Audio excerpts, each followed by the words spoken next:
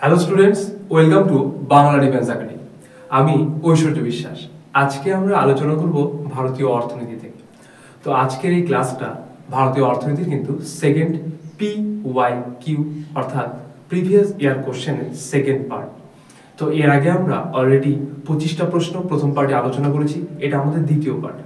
আর এই যে previous year কোশ্চেনগুলো অ্যানালাইসিস করার একটাই মাত্র কারণ, সেটা হলো যাতে তোমরা কি রকম টাইপের প্রশ্ন এসএসসি জিডি 2025-এ আসবে সেটা যাতে বুঝতে পারো, বা কোন কোন চ্যাপ্টারকে তোমরা বেশি গুরুত্ব দিয়ে পড়বে, সেই জন্য কিন্তু আমাদের আজকের এই উপস্থাপন। তো অবশ্যই তোমরা ভিডিওটি স্কিপ না করে পুরোপুরি দেখবে। আর যেখানে প্রশ্নটা সমস্যা হচ্ছে অবশ্যই সেটা কমেন্টসে জানাবে যে স্যার এই প্রশ্ন আমি বুঝতে পারছি না, এটা আরেকবার বলে দেন। আমরা কিন্তু অবশ্যই কমেন্টসে সেটা কিন্তু তোমাদেরকে বলে দেব, ঠিক আছে? তো চলো শুরু করি। তো আমরা যেভাবে শুরু করি, দেখো প্রথমে কিন্তু আমরা একবার রুটিনটা দেখে নেব। তোমরা যারা এখনো রুটিনটা জানো না বা রেগুলারলি ক্লাস করছো না, তোমাদের হাতে কিন্তু খুব কমই সময় রয়েছে, ঠিক আছে? একদম বেশি সময় নেই। এই সময়ের মধ্যে এই ক্লাসগুলো যদি তোমরা রেগুলার অ্যাটেন্ড না করো তাহলে কিন্তু ভবিষ্যতে খুবই সমস্যায় পড়তে হবে তোমাদের। কারণ এই ক্লাসগুলো অ্যাটেন্ড না করলে তোমাদের কিন্তু সিলেবাসটাই শেষ হবে না, তাই তো? দেখো রবিবার দিন কিন্তু রয়েছে, দেখো সকাল 9টায় হিন্দি রয়েছে, সন্ধ্যে 7টায় অঙ্ক রয়েছে। এরপর সোমবার দিন কারেন্ট অ্যাফেয়ার্স রয়েছে সকাল 9টায়, সন্ধ্যে 7টায় রয়েছে কিন্তু ইতিহাস। এরপর মঙ্গলবার রিজনিং রয়েছে, দেখো সকাল 9টায়, আর সন্ধ্যে 7টায় অর্থনীতি, তো অর্থাৎ আজ, তাই তো? বুধবার দিন স্ট্যাটিক জিকে রয়েছে সকালবেলা, আর সন্ধ্যায় কিন্তু রয়েছে অঙ্ক। বৃহস্পতিবার দিন জিকে MCQ কোথা থেকে? ইতিহাস ভূগোল থেকে, আর সন্ধ্যায় কিন্তু রয়েছে হিন্দি। শুক্রবার সকালে কোনো ক্লাস নেই, সন্ধ্যায় রয়েছে পলিটি। আর শনিবার দিন কিন্তু দেখো রয়েছে সকালবেলা ভূগোল রয়েছে, আর সন্ধ্যায় কিন্তু রিজনিং রয়েছে। যদি এটা বোঝা যাচ্ছে না তো তোমরা অবশ্যই এটাকে স্ক্রিনশট করে রাখবে, তাই তো? তো চলো আজকে আমরা ক্লাস শুরু করি। প্রথম প্রশ্ন দেখে নিই। ভারতে সবুজ বিপ্লব সম্পর্কে নিম্নলিখিত কোনটি সঠিক? আচ্ছা, সবুজ বিপ্লব সম্পর্কে আমি আগের ভিডিওতে বলেছিলাম, তাই তো? এবার ভারতের সবুজ বিপ্লব সম্পর্কে নিচে দুটো বিবৃতি দেওয়া রয়েছে, এটার মধ্যে কোনটা সঠিক সেটা কিন্তু আমরা জানবো। দেখো সবুজ বিপ্লবের সময় পরম্পরাগত কৃষি থেকে একক ফসলি চাষে স্থানান্তরিত হওয়ার ফলে ক্ষুদ্র কৃষকদের উপর নেতিবাচক প্রভাব পড়েছিল। হ্যাঁ, এটা বুঝলাম। সবুজ বিপ্লবের অন্যতম প্রভাব হলো কৃষিতে অতিরিক্ত পুঁজিকরণ। আচ্ছা, এবার কি মনে হচ্ছে দুটি বলে? একটাতে বলা হয়েছে সবুজ বিপ্লবের সময় পরম্পরাগত কৃষি থেকে একক ফসলি চাষে স্থানান্তরিত হওয়ার ফলে এক ফসলি চাষে স্থানান্তরিত হওয়ার ফলে কি হলো? ক্ষুদ্র কৃষকদের উপর নেতিবাচক প্রভাব ফেল। আচ্ছা, আর সবুজ বিপ্লবের অন্যতম প্রভাব হলো কৃষিতে অতিরিক্ত পুঁজিকরণ। আচ্ছা দেখো অপশন কি রয়েছে। এ নম্বরে রয়েছে 1 বা 2 কোনোটিই নয়। বি নম্বরে রয়েছে 1 বা 2 উভয়। অপশন সি তে রয়েছে শুধুমাত্র 2। অপশন ডি তে রয়েছে শুধুমাত্র 1। তাহলে এটা অ্যানসার কি হবে অবশ্যই তোমরা কমেন্টস করো। এটা কিন্তু অ্যানসার হয়ে যাবে অপশন বি, 1 এবং 2 উভয়। উভয় কিন্তু সঠিক, দুটেই কিন্তু সঠিক। তাহলে সবুজ বিপ্লবের সময় পরম্পরাগত কৃষি থেকে একক ফসলি চাষে স্থানান্তরিত হওয়ার ফলে ক্ষুদ্র কৃষকদের উপর কিন্তু কি নেতিবাচক প্রভাব পড়েছিল। আর কি বলেছিল? সবুজ বিপ্লবের অন্যতম প্রভাব হলো কৃষিতে অতিরিক্ত পুঁজিকরণ, তাই তো?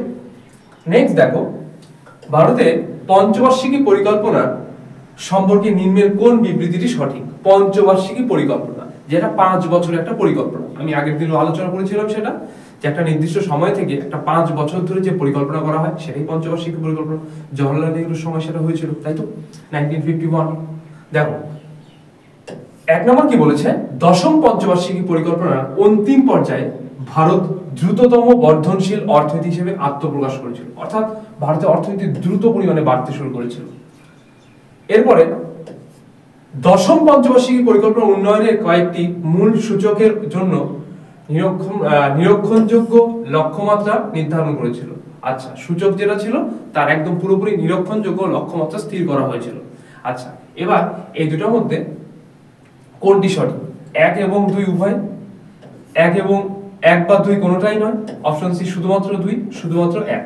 তাহলে এটা কিন্তু অ্যানসার হয়ে যাবে অপশন এ, 1 এবং 2, 1 এবং 2 উভয়, তাই তো? দেখো 3 নম্বর প্রশ্ন কি রয়েছে। সম্প্রতি 2023 সালের জন্য এটা জুন মাস, হ্যাঁ জুন। সম্প্রতি 2023 সালের জুন মাসে রিজার্ভ ব্যাংক অফ ইন্ডিয়া যেটা RBI ডেপুটি গভর্নর হিসেবে কাকে নিযুক্ত করা হয়েছে? এখানে অ্যাকচুয়ালি এই প্রশ্নটা কিন্তু কারেন্ট অ্যাফেয়ার্স, যেহেতু রিজার্ভ ব্যাংক আছে সেহেতু আমিও এটা ইকোনমিক্সে কিন্তু নিয়ে এসেছি বা ভারতীয় অর্থনীতি কিন্তু নিয়ে এসেছি। আচ্ছা দেখো, Shaktikanta Das, option B T Rabishankar, C তে দেখো মহেশ কুমার জৈন, অপশন ডি তে রয়েছে স্বামীনাথন জানিকরণ। তাহলে এটার অ্যান্সার কিন্তু হয়ে যাবে অপশন ডি স্বামীনাথন জানকিরমন। ঠিক আছে, দেখো reserve Bank of India Act 1934 আইনের উপর ভিত্তি করে 1 এপ্রিল 1935 সালে কিন্তু Kolkata reserve Bank of India প্রতিষ্ঠিত হয়েছিল। তাহলে রিজার্ভ ব্যাংক অফ ইন্ডিয়া প্রথম স্থাপিত হয়েছিল কোথায়? কলকাতাতে। কোন অ্যাক্টের দ্বারা বা কোন আইনের দ্বারা? Reserve Bank of India Act 1934 এর দ্বারা, তাই তো? কত সালে কলকাতাতে স্থাপিত হয়েছিল? 1 এপ্রিল 1935 সালে, মনে রাখবে। এরপর দেখো পরবর্তীতে অর্থাৎ 1937-এ বম্বেতে আরবিআই এর হেড অফিস স্থানান্তরিত হয়। প্রথমে স্থানান্তরিত না, স্থাপিত হলো কিন্তু কলকাতাতে, তাই তো? কলকাতাতে স্থাপিত হলো, তারপর 1937-এ কিন্তু বম্বেতে তার যে হেডকোয়ার্টারটা সেটা কিন্তু স্থানান্তরিত হলো। ঠিক আছে, দেখো নেক্সট প্রশ্ন, অর্থ সম্পর্কে নিম্নলিখিত কোন বিবৃতিগুলি সঠিক বা বিবৃতিগুলি পড়ুন। আচ্ছা, অর্থ হিসাবে সুবিধাজনক একক হিসেবেও কাজ করে। আচ্ছা, অর্থ তাহলে কি হিসেবে সুবিধাজনক একক হিসেবেও কাজ করে? একক মানে কি? কোন একটা কিছু মাপার যে মাপুনি বলা যেতে পারে, তাই না?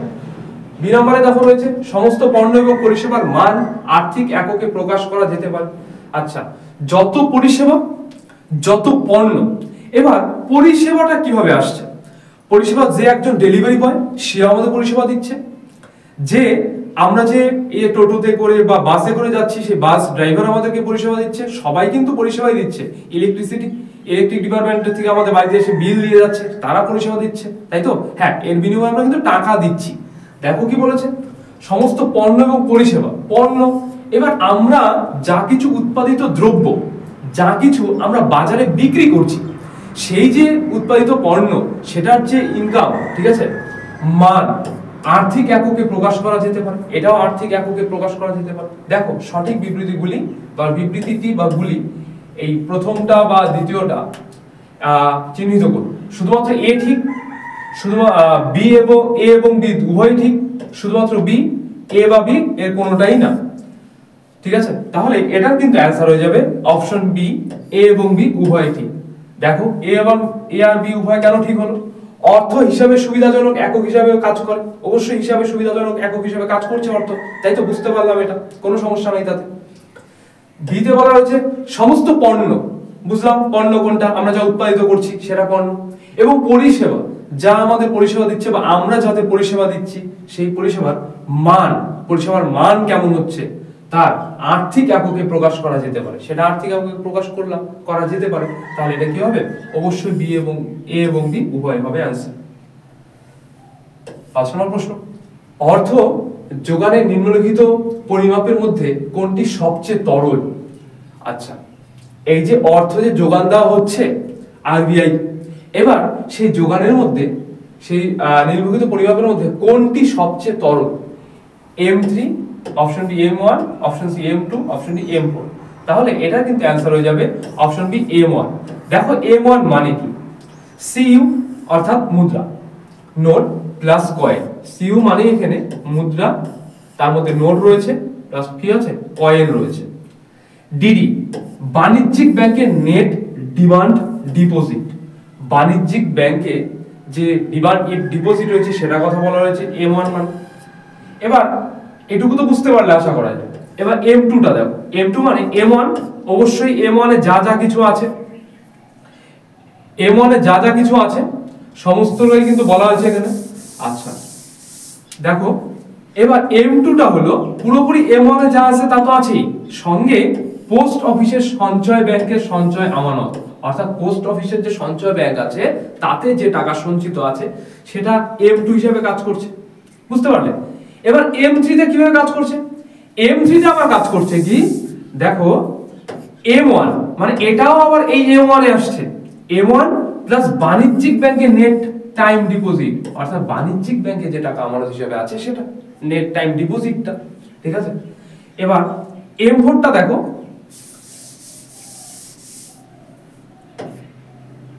M3, এতক্ষণ আমরা M2 M3 এর ক্ষেত্রে দেখলাম M1 কে।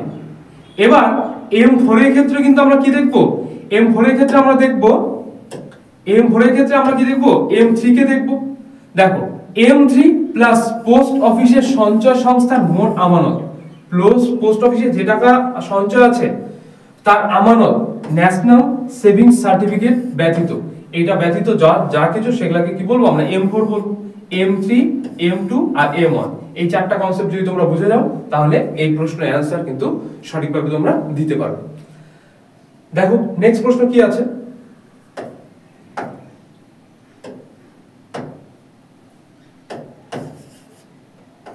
আচ্ছা,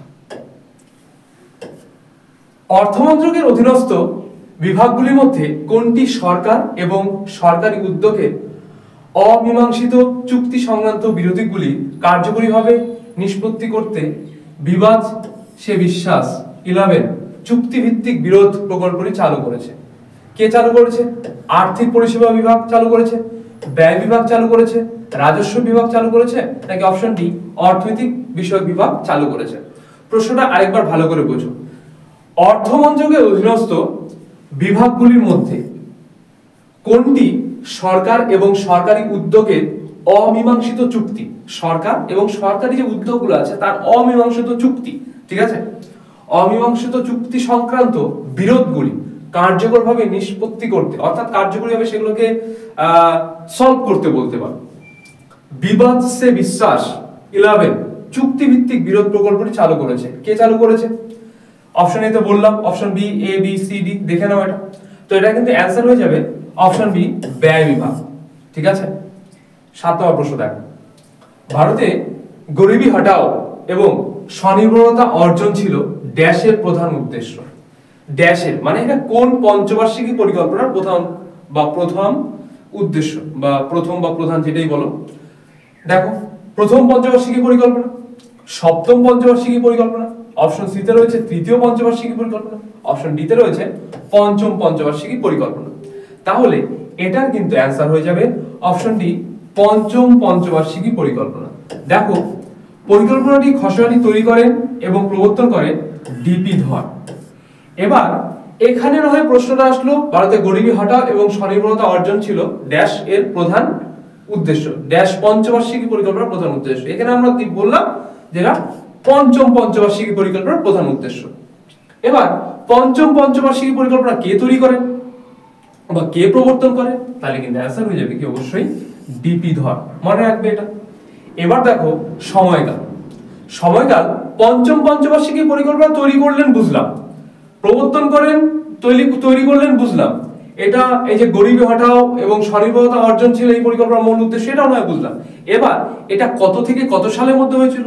তাহলে দেখো এটা 1974 থেকে কিন্তু 1979 সাল পর্যন্ত কিন্তু এই পঞ্চম পঞ্চবার্ষিকী পরিকল্পনার স্থায়িত্ব ছিল, ঠিক আছে। উদ্দেশ্য দেখো দরিদ্রতা দূরীকরণ, অবশ্যই বুঝলাম দরিদ্রতাকে দূরীকরণ করা, ও অর্থনৈতিক স্বনির্ভরতা অর্থাৎ অর্থনৈতিক দিক থেকে সচ্ছল হওয়া, ঠিক আছে, ছিল এই পরিকল্পনার মূল উদ্দেশ্য, ঠিক আছে। নেক্সট দেখো ভারতের নিম্নের পঞ্চবার্ষিকী পরিকল্পনাগুলির মধ্যে কোনটি সম্পূর্ণ ব্যর্থ হয়েছিল, মানে পুরোটা ব্যর্থ হয়েছিল, নেগেটিভে চলেছিল?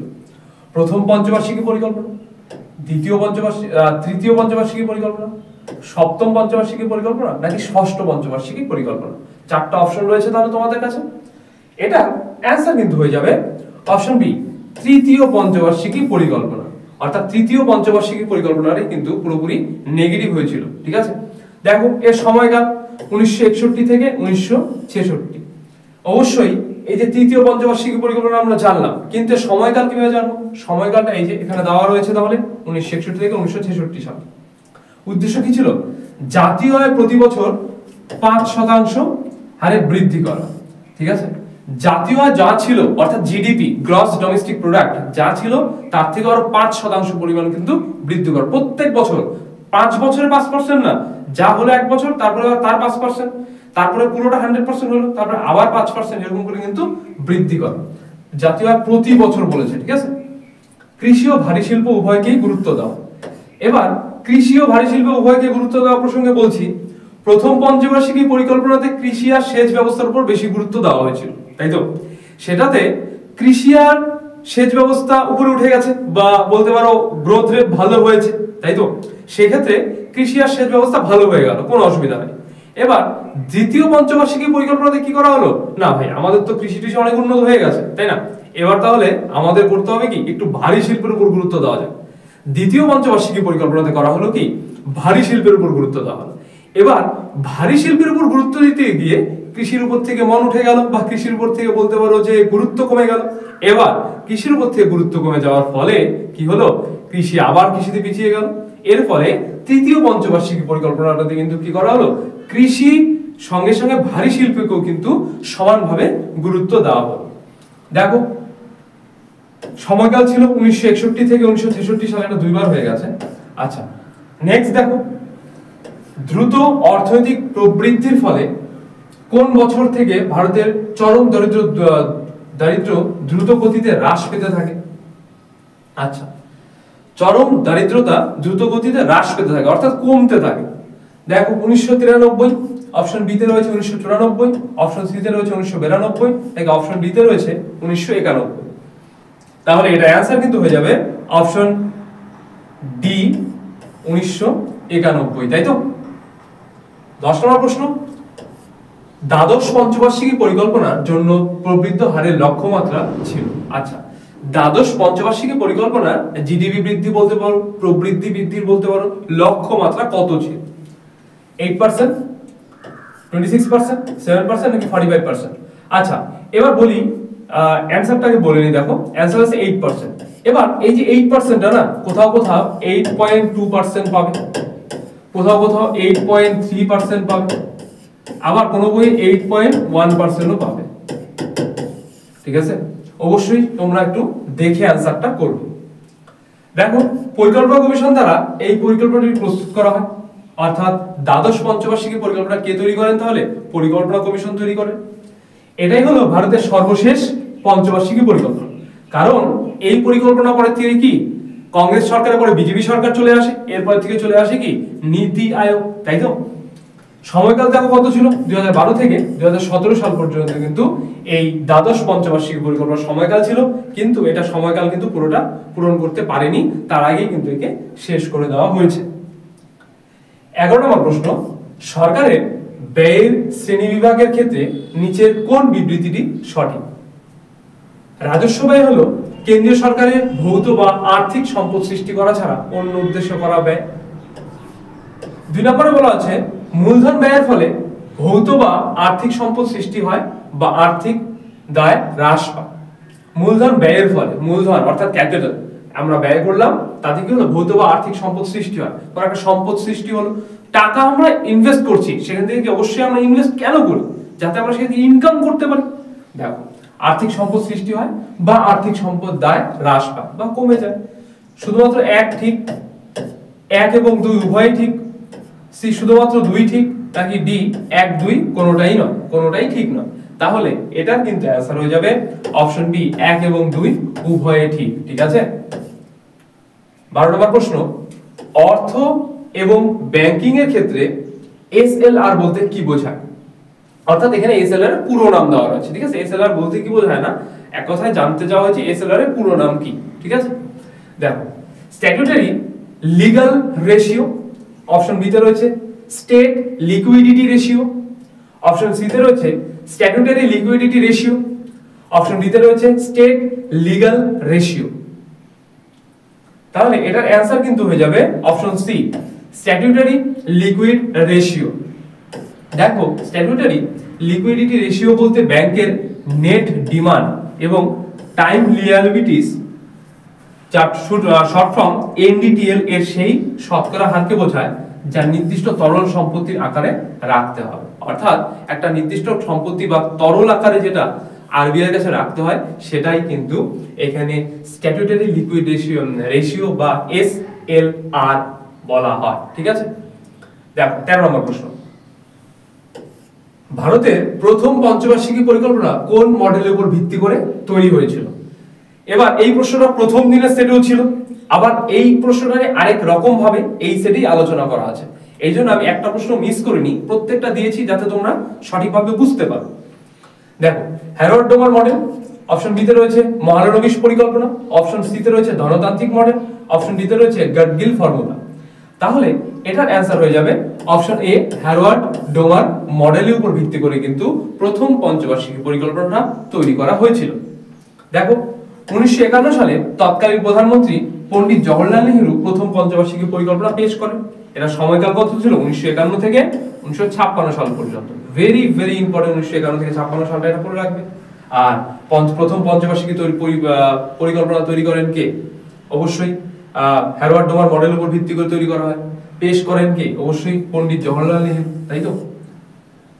নেক্সট প্রশ্ন, ভারতের নিম্নের কোন পঞ্চবার্ষিকী পরিকল্পনার লক্ষ্য ছিল ভারতকে একটি স্বনির্ভর এবং স্ব উৎপাদনকারী অর্থনীতিতে পরিণত করা? স্বনির্ভর, বুঝতেই পারছো, নিজের উপর নির্ভরশীল। আর গোটা দেশকে, একজনকে তো অবশ্যই না, গোটা দেশকে স্বনির্ভর এবং কি স্ব উৎপাদনকারী, অবশ্যই নিজের যতটা দরকার সেটা নিজের উৎপাদন করতে সক্ষম। আচ্ছা, প্রথম পঞ্চবার্ষিকী পরিকল্পনা, দ্বিতীয় পঞ্চবার্ষিকী পরিকল্পনা, তৃতীয় পঞ্চবার্ষিকী পরিকল্পনা, নাকি অপশন ডি চতুর্থ পঞ্চবার্ষিকী পরিকল্পনা? তাহলে এটা কিন্তু অ্যান্সার হয়ে যাবে অপশন সি, তৃতীয় পঞ্চবার্ষিকী পরিকল্পনা। সময়কাল 1961 থেকে 1966 সাল, এটা আমরা আগেই দেখলাম। উদ্দেশ্য ছিল জাতীয় আয় প্রতি বছর 5% বৃদ্ধি করা, আমি অলরেডি আলোচনা করে ফেলছি। কৃষি ও ভারী শিল্পে উভয়কেই কিন্তু গুরুত্ব দেওয়া। আর এই লাইনটা এক্সট্রা হবে, হয়ে গেছে একবার, ঠিক আছে? আচ্ছা, নেক্সট প্রশ্ন দেখো, সবুজ বিপ্লবের সাপেক্ষে HYV এর পূর্ণ রূপ কি? দেখো, high young varieties, option B high yielding varieties, option C heavy youth varieties, নাকি option D heavy young varieties? তাহলে এটা কিন্তু অ্যান্সার হয়ে যাবে option B high yielding varieties, ঠিক আছে? উচ্চ ফলনশীল বৈচিত্র্যের বীজ, HYV, উচ্চ ফলনশীল বৈচিত্র্যের বীজ আনা হয়েছিল মেক্সিকো থেকে, তাই তো? সেই বীজ আনার ফলে আমাদের কিন্তু প্রতি একর প্রতি ধান চাষ, গম চাষ অনেকটাই কিন্তু বৃদ্ধি করা হয়েছিল, বিশেষ করে গম চাষ, তাই না? গম চাষে অনেক পরিমাণে বৃদ্ধি করা গেছিল। এটা একমাত্র কারণ HYV, অর্থাৎ উচ্চ ফলনশীল বৈচিত্র্যের বীজ। 16 নম্বর প্রশ্ন, ভারতের সবুজ বিপ্লবের জনক কাকে বলা হয়? এটা আমি আগের দিন আলোচনা করেছিলাম। ভারতের সবুজ বিপ্লবের জনক কাকে বলা হয়? MS স্বামীনাথন, শ্যাম পাত্রদা, ভার্গিস কুরিয়েন, নাকি দুর্গেশ প্যাটেল? তাহলে এটার কিন্তু অ্যান্সার হয়ে যাবে অপশন এ, MS স্বামীনাথন। দেখো, নতুন প্রযুক্তি ব্যবহারের ফলে 1966 থেকে 67 সালে কৃষি উৎপাদনে, বিশেষত গম উৎপাদনে কিন্তু পরিমাণ অভূতপূর্ব বৃদ্ধি পায়, যেটা আমি এর আগের প্রশ্নতেই বললাম। এই বৃদ্ধিকে আমেরিকান বিজ্ঞানী ডক্টর উইলিয়াম গান্থ সবুজ বিপ্লব বলে। এবার আমেরিকান বিজ্ঞানী তাহলে কি উইলিয়াম গান্থ সবুজ বিপ্লব বলেছিলেন, এটুকু বুঝতে পারলে। নোবেলজয়ী বিজ্ঞানী উচ্চ ফলনশীল গম বীজের আবিষ্কর্তা ডক্টর নরম্যান বোরলেগকে আন্তর্জাতিক ক্ষেত্রে সবুজ বিপ্লবের জনক বলা হয়। আন্তর্জাতিক ক্ষেত্রে সবুজ বিপ্লবের জনক কাকে বলা হয়? নরম্যান বোরলেগকে, মনে রাখবে, এটা ভেরি ভেরি ইম্পর্টেন্ট। আর ভারতীয় অর্থনীতিতে সবুজ বিপ্লবের পথপ্রদর্শক হলেন ডক্টর MS স্বামীনাথন, তাকে ভারতের সবুজ বিপ্লবের জনক বলা হয়। কনফিউশন ক্লিয়ার হয়েছে আশা করা যায়। যদি ওয়ার্ল্ড ওয়াইড বলা হয় যে আন্তর্জাতিক ক্ষেত্রে সবুজ বিপ্লবের জনককে, তাহলে হয়ে যাবে কে? নরম্যান বোরলেগ। আর ভারতীয় সবুজ বিপ্লবের জনককে, তাহলে হয়ে যাবে সেটা কে? অবশ্যই MS স্বামীনাথন। আর উইলিয়াম গান্ধী কিন্তু প্রথম যে সবুজ বিপ্লব বলেছিলেন এই নতুন প্রযুক্তির ব্যবহার কৃষিতে, ঠিক আছে? নেক্সট প্রশ্ন, আখ থেকে চিনি তৈরি অর্থনৈতিক কার্যক্রমের কোন খাতের আওতায় পড়ে? প্রাথমিক খাত, দ্বিতীয় খাত, তৃতীয় খাত, চতুর্থ খাত, পঞ্চম খাত, যে খাতগুলো যেটা আছে, যেটা আমাদের অর্থনীতির ভূমিকা প্রথম চ্যাপ্টারে যেটা আমরা আলোচনা করেছিলাম, সেই রকম টাইপের কিন্তু সেখান থেকে একটা প্রশ্ন চলে আসছে, বেসিক কনসেপ্ট অফ ইকোনমিক্স থেকে, সেই চ্যাপ্টার থেকে। তাহলে এটা অ্যান্সার কিন্তু হয়ে যাবে অপশন সি, দ্বিতীয় খাত। দেখো, দ্বিতীয় খাতের সঙ্গে যুক্ত কর্মীদের নীল রঙের শ্রমিক বলা হয়, ঠিক আছে? এবার তোমরা কমেন্ট করো যে প্রথম খাতের সঙ্গে যুক্ত কর্মীদের কোন রঙের শ্রমিক বলা হয়, এটা অবশ্যই কমেন্টসে জানাও। 18 নম্বর প্রশ্ন দেখো, বেকারত্বের হারকে ড্যাশের অনুপাত হিসেবে গণনা করা হয়। কিসের অনুপাত? ড্যাশে কি বসবে? বেকার শ্রমিকের সাথে শ্রম শক্তি, বেকার শ্রমিকের সাথে মোট জনসংখ্যা, মোট জনসংখ্যার সাথে শ্রমশক্তি, নাকি অপশন ডি নিযুক্ত শ্রমিকের সাথে শ্রমশক্তি? তাহলে এটার ক্ষেত্রে কিন্তু অ্যান্সার হয়ে যাবে অপশন এ বেকার শ্রমিকের সাথে শ্রমশক্তি।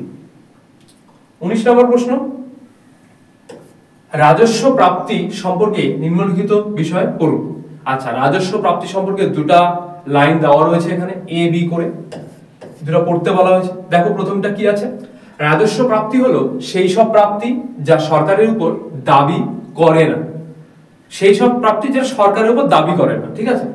বি নম্বরে রাজস্ব প্রাপ্তিগুলি কর এবং নিঃশুল্ক রাজস্বে বিভক্ত। হ্যাঁ, দুটোই তো ঠিক মনে হচ্ছে।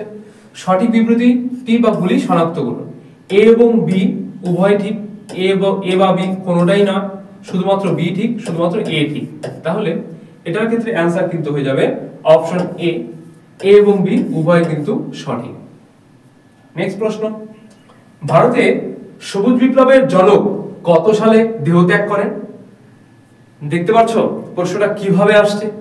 আমরা সবুজ বিপ্লবের জনক পড়লাম, ভারতীয় সবুজ বিপ্লবের জনক পড়লাম এম.এস. স্বামীনাথন, তাই তো।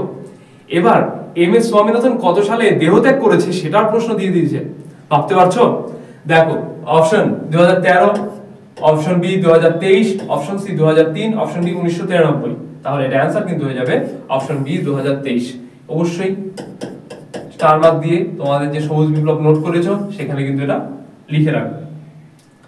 21 নম্বর প্রশ্ন, 2023 সালের October reserve Bank of India নির্বাহী পরিচালক বা এক্সিকিউটিভ ডিরেক্টর পদে কাকে নিযুক্ত করা হয়েছে? রবি এন মিশ্রকে, জনকরাজকে, মৃদুল কুমার সাগরকে, নাকি মুন্সি কাপুরকে? তাহলে এটা অ্যান্সার কিন্তু হয়ে যাবে অপশন ডি মুন্সি কাপুর। আর Reserve Bank of India Act 1934 এর সম্পর্কে আলোচনা করেছি। তারপর রিজার্ভ ব্যাংক 1 এপ্রিল 1935 সম্পর্কে বললাম, তাই তো। রিজার্ভ ব্যাংক স্থাপিত হয়েছিল কলকাতাতে 1937 এ, কলকাতা থেকে কি বোম্বেতে স্থানান্তরিত হয় তার হেড অফিস, তাই তো। আর এখানে এক্সট্রা ওই জন্য পয়েন্টটা লেখা হয়নি। নেক্সট প্রশ্ন, ভারতের প্রথম পঞ্চবার্ষিকী পরিকল্পনা ড্যাশের উপর ভিত্তি করে ছিল? এবার কি, আগেরবার হ্যারোয়ার্ড ডোমার মডেল ছিল, এবার হ্যারোয়ার্ড ডোমার মডেলটা অপশনে আছে। দেখো A number Nehru model, B number Harrod Domar model. অবশ্যই এটাই অ্যান্সার, আর অপশন দেখার মতো কোনো দরকারই নেই। নেক্সট দেখো, সরকারি ড্যাশ হলো সরকারের প্রত্যাশিত প্রাপ্তি এবং প্রত্যাশিত ব্যয়ের একটি বিবৃতি আগামী অর্থবর্ষের জন্য, যা প্রবৃদ্ধি এবং স্থিতিশীলতার দ্বৈত লক্ষ্য অর্জনের জন্য সরকারের বাজেট নীতি পেশ করে। এটা কি পরিকল্পনা হবে, রাজস্ব হবে, বাজেট হবে, নাকি নীতি হবে? তাহলে এটা কিন্তু অ্যান্সার হয়ে যাবে বাজেট। অর্থাৎ বাজেটের ফলে কিন্তু আমরা কোন খাতে কত টাকা ব্যয় করব, কোন খাতের থেকে আমরা কত টাকা ইনকাম করেছি, বা কোন খাতের থেকে আমরা পিছিয়ে আছি, দুর্বল, সেই খাতে কিন্তু আমরা বেশি টাকা ব্যয় করব, তাতে কি সেই খাতটার অবশ্যই ডেভেলপ হবে, তাই না? দেখো নেক্সট প্রশ্ন, 1969 সালে এমআরটিপি আইনের লক্ষ্য ছিল, এমআরটিপি যে অ্যাক্ট বা এমআরটিপি আইন, তার 1969 সালে লক্ষ্য কি ছিল?